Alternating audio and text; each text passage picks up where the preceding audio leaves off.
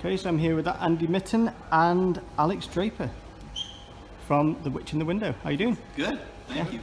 How are you? Yeah, we're here at, well, we're across the road from Grimmfest 2018. Your film screens not long from now. Are you nervous?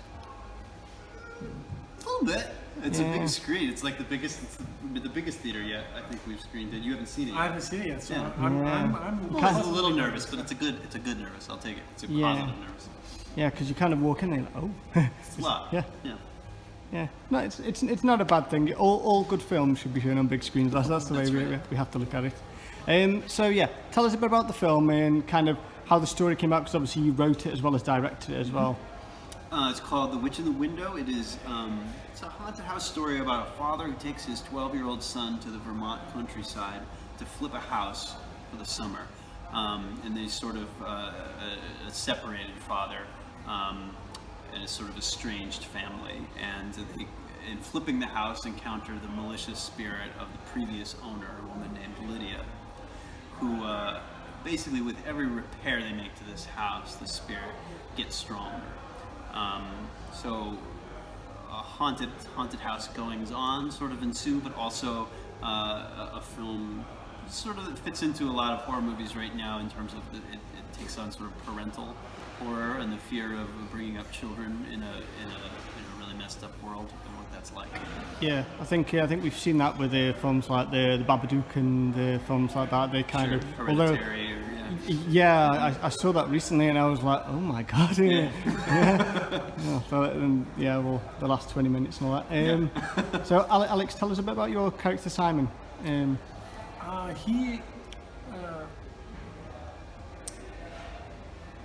It's funny, as the script evolved, what keeps him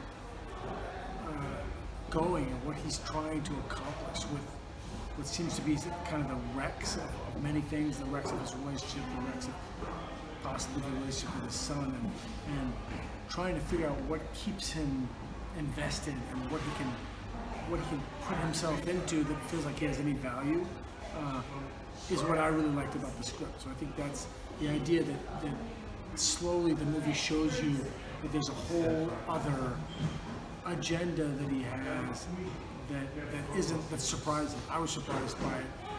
So I think that's the idea of capturing something with his son, and maybe it's too late to get anything back with his wife. It probably is, but that there's some future for them that he's not going to be involved with. That's a bold idea, I guess. And I suppose in a way, and obviously, I mean, I haven't seen the film yet myself, but this relationship must be to a point fairly broken. So obviously, this is maybe an attempt to fix it. Would that be fair to say? Yes, absolutely. And how that is. How that unfolds in the movie is, I think, surprising to everyone in the movie and to the audience, because I don't even think that Simon, at the beginning of the movie, has any idea what the final bargain might be that would allow him to do something right for his family. And I think it ends up being very different from what he thought it would be. So. Yeah, because I suppose in a way it must be a difficult relationship anyway, but then you throw an evil spirit into the mix, it makes probably you kind of rely on almost instinct in a way in terms of your relationships. And obviously I suppose the idea is that obviously the characters will grow through trauma essentially. Yeah, it's funny, it becomes, for me, in making movies like this, it's like there's my 13-year-old self who has certain expectations when he hears that there's a haunted house movie on, and I gotta check all the boxes for that guy and make sure he's happy before I turn my attention to my adult self, who maybe has other concerns and more adult fears and themes. But I think if those messages and those themes drive the story, it goes backwards. So that the idea with this was, it could just be a drama. There's a version of this movie with no witch in it. But my 13-year-old self hates that movie.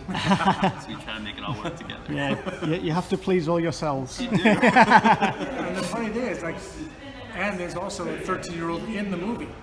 That's right. And so that's part of what's great about the story is that some of the creepy stuff that starts happening is exactly what Finn wants to be happening. That's what he came for. He kind of came when he sees the house. He's like, please let this be a house that has something more going on than my boring 13-year-old life. And so they both get more than they're bargaining for. And obviously, being in a fairly isolated location as well, it cuts them off. You're not in a neighbourhood where you can kind of knock on your neighbour's door, so obviously that sense of isolation, and then again, like we say, throwing that supernatural element into the mix is ultimately what kind of takes it above what you would probably say is a drama then? And you kind of go into horror. Ultimately what's going to take it above being a drama is if people are scared. Yeah. So that's what you never know. Like when you're making the film, you can feel pretty confident in your drama, and then but when it comes to are the scares working, are you holding tension?